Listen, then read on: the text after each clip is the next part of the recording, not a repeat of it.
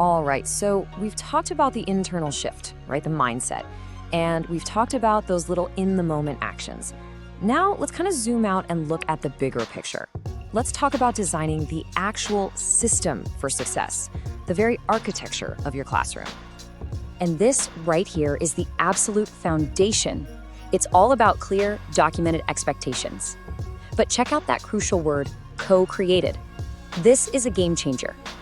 When you build the rules with your students, they own them. It's not just your list of don'ts anymore. It becomes our agreement for how we're going to operate as a community. The buy-in is huge. And this is just a fantastic example of what that looks like in the real world. You can't just say, be respectful. What does that even mean? A matrix like this one breaks it down. It shows exactly what be prepared or consider your character looks like in the classroom, in the hallway, even on the bus. It takes these big abstract ideas and makes them super concrete. There's zero confusion. Every kid knows exactly what they need to do to be successful.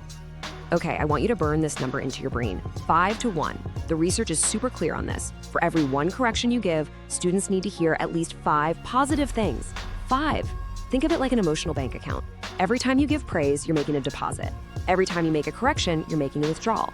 And if you want to build trust and a positive vibe, you got to make sure that account is full. So how do we make those 5 positive comments really, really good?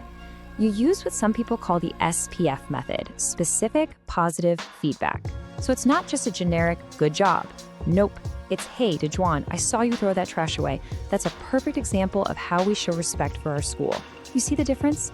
You name the student, you name the specific action, and you tie it back to your shared values. That's how you make a kid feel truly seen. Now, of course, you're still going to have to make corrections. That's just reality. But the key is to keep them quick, quiet, and focused on teaching. Something like planned ignoring for those little attention-seeking behaviors can work wonders. Or a quick private word with a student instead of calling them out in front of everyone. The goal is always to handle it without turning it into a big public power struggle that derails the whole lesson. And all of this, it brings us right back to where we started. It comes back to that one core question. Every single thing we do, every choice we make about classroom management boils down to our answer to this. Are we here to teach, or are we here to punish? And this chart just lays out the two paths so clearly.